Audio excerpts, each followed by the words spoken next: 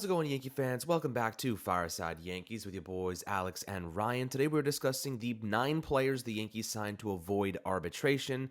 Now, obviously, it's rare for players to go to arbitration. Gleyber Torres, who wanted $10.2 million, is going to arbitration and going to try and get a little bit more money. The Yankees offered him about $9.57 million, I believe. So the disparity is pretty slim. The margin is pretty slim there. I wonder if he just wants a few extra bucks after, all the rumors regarding his trading.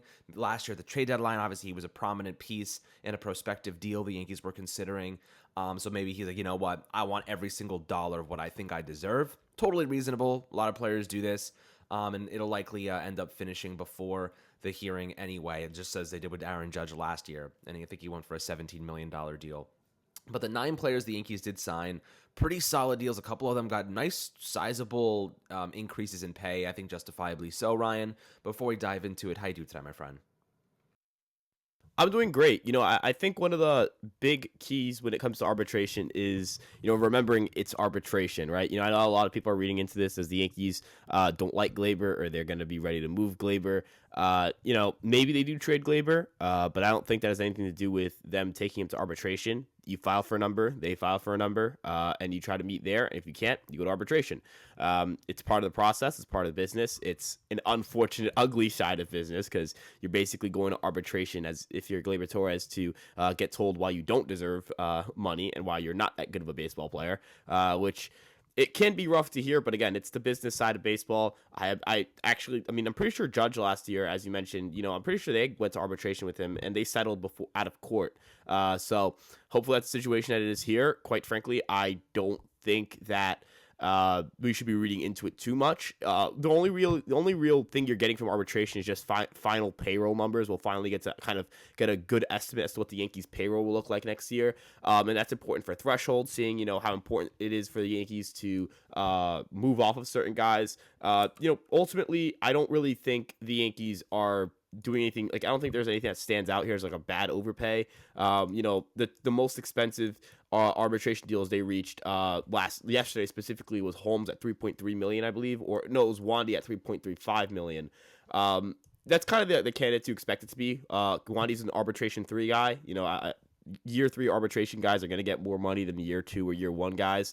Michael King, Herman, Loizaga, I mean, these are all kind of where people had them estimated. Nestor Cortez getting $3.2 million in his first year of arbitration is pretty impressive, considering, again, Holmes got 3.3, I believe, in his second year. Wandy Peralta in his third year, 3.5 million. Herman is a little farther ahead in arbitration than Cortez is. It has 2.6 million. So, the Yankees believe in Cortez, and I think, that at least that's something that at least bodes well for his confidence. And you feel good for him too. Turning a 36th round pick into $3.2 million guaranteed next year is a pretty good parlay for Cortez. Absolutely, and Cortez even went online and showed his appreciation. He said, "It's a special day for my family and me, especially my parents. Sacrificed so much for the American dream. Always put me ahead of their needs. For everyone, keep grinding and stay hungry. This is the start, no matter what comes next." So a nice message from Nestor Cortez. Obviously a fan favorite. Obviously one of our favorites on the podcast. Everyone listening, if you hate or do not like Nestor Cortez for any reason, I'd love to hear why, because the guy is so easy to like and he's just such a fun player to watch. So I think if there was anyone that deserved that major increase in pay, it was him. He deserved it, and ultimately, this is a guy who we're really excited to see what he can do in I guess his third season with the Yankees consecutively. Was it the Yankees a long time ago? They went to Seattle, then back to the Yankees. And he's been really, really good here ever since. Montas got a nice increase too. I think he was at like 3 point something last year. Now he's at 7.5 million. 30 years old. Obviously, he's on a 1-year deal until he hits free agency. So Montas coming off kind of a polarizing 2022 season where he was really good with the Athletics, 3.18 ERA, and then he had a 6.35 ERA with the Yankees. The injury, the shoulder issue, I think definitely messed with his fundamentals a little bit, but otherwise, I thought he was a pretty strong player before he joined the Bombers, and I think he's going to bounce back. And Ryan, you're a big proponent of Montas and that Singer-Slater combination, so he should bounce back pretty nicely. Jose Trevino, as you mentioned, $2.36 million, career high 91 WRC plus last season, and Offensively, he was pretty solid at a career high 11 homers. We don't expect him to replicate all those offensive metrics, but defensively, he's a star. He's a Gold Glove level guy. Obviously, you love that. Domingo Herman. You also talked about all kind of the money aspect, the financial aspect of all these players. 2.6 million. I think Herman's going to have a very sneaky, important role along with Clark Schmidt, mitigating fatigue down the stretch. You're looking at a couple of our starting rotation guys, including Luis Severino, Cortez, Montas, and Carlos Rodon, that all are going to need to be workload managed. Guys like Schmidt, guys like Herman, those are the ones that step in and help supplement fatigue and supplement injury because of those workload limitations due to injuries from the past. I'll ask you this, Ryan. 2.6 million for Domingo Herman. Do you still think he might be a trade piece? Or do you think he can serve a nice role in the back end of this rotation, just helping to give everybody more rest? Yeah, so based off of just the 2.6 billion isn't going to be something that the Yankees are like, damn, we have to move this. Like this isn't like I think Isaiah Kiner-Falefa makes enough that him getting traded is something that has some serious tax implications down the road at the deadline. Maybe Herman getting traded has some sort of tax implications down the road, but I don't think it's to the same extent. The way I view it is the Yankees should move Herman if they can't give him a roster spot. The big question I think the Yankees are going to have coming into the 2023 season is who's getting the final spots in that bullpen. Michael King, I know we talked about this in some articles, and I'm not sure if we did a video on it, but I know that Michael King may not be ready for opening day. So that could be a situation where you're going to need to open up a roster spot, but how long is that roster spot going to be open for, right? How long is it going to take for Michael King to come back? Because he could miss opening day and be back by May, right? And so, you're going to have a question between, Albert Abreu, Domingo Herman, those two guys don't have options, so you have to pick there. Clark Schmidt has options, but if he's pitching well, do you really want to send him down, right, to keep up two guys who may not be pitching as well as him? I will say the stuff upside for Herman isn't the same as Clark Schmidt, and I'm speaking strictly on the field. I know the off-the-field baggage that comes with Herman, but I do want to stick to just on the field because that's what they're going to use for arbitration. Herman is one of those pitchers where he's bang on average. He's very league average, and I'm not sure how long league average can last in a pitching staff this deep. The Yankees' final payroll number is estimated by Fangraphs to be $272 million. So, I mean, if they traded Herman, I believe they could get under 270. They're under 273 right now, if I'm not mistaken. They could push it even further underneath if they wanted to by trading IKF. If they move IKF, there's no real reason to move Herman at that point for luxury tax implications because you're at 266. You're $7 million underneath 273 at the deadline. There's rarely a situation where you're trading for a player making $14 million for the entire year. So quite frankly, I think they keep him if they can guarantee him a roster spot, but if they have a roster crunch and it comes down to it, maybe for an outfielder, we've heard about Max Kepler. Maybe Herman's in a deal for a Max Kepler, but we'll have to wait and see because Minnesota could also trade for a starter and kind of make Herman obsolete for that rotation. It's up to who's willing to take him and what the Yankees can get back, and ultimately, can the Yankees give him a roster spot?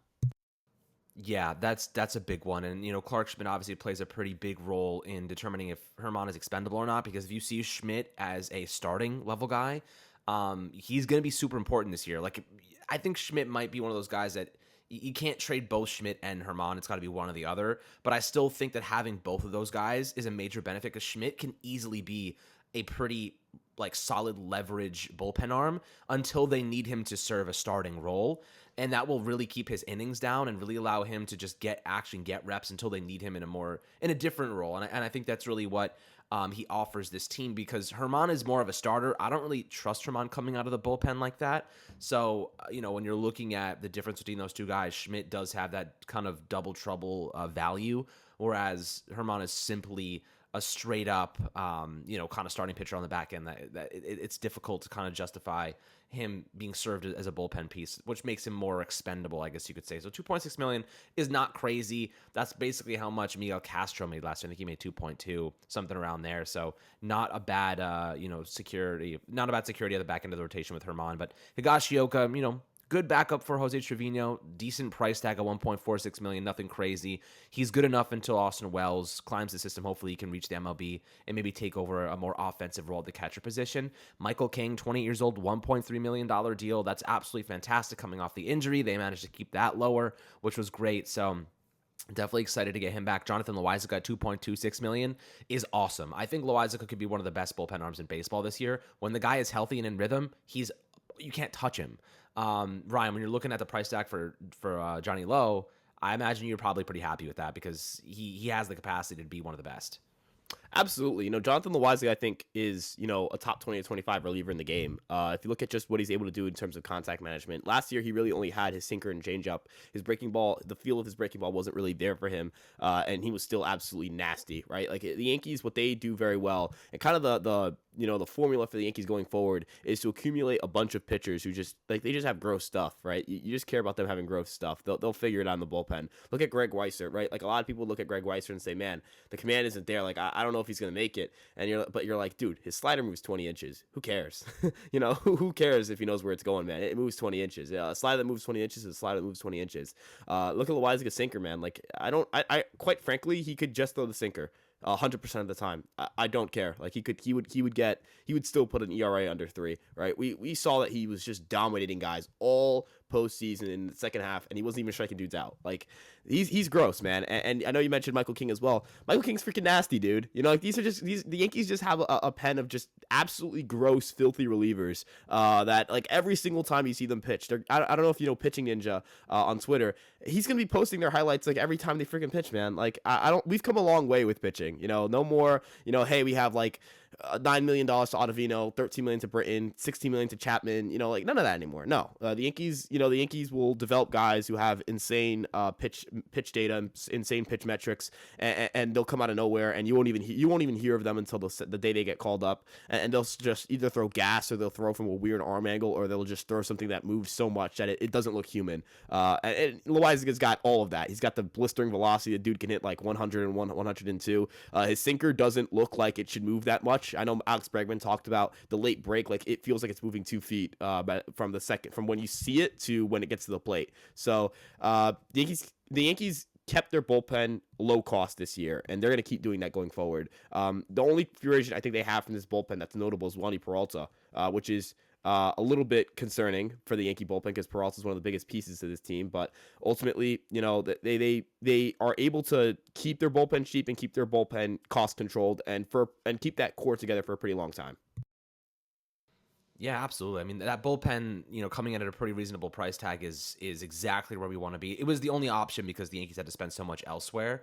But yeah, other guys include Wandy Peralta. You mentioned $3.55 million in the 4th year of arbitration. He's probably our best lefty bullpen piece, and one of our more underappreciated players for that matter. Clay Holmes, obviously, a prominent bullpen piece, cemented as that starting closer for this upcoming season. $3.3 million settled before arbitration. So, they managed to get a lot of these guys on solid deals and paid them their worth, and gave some of them reasonable extensions.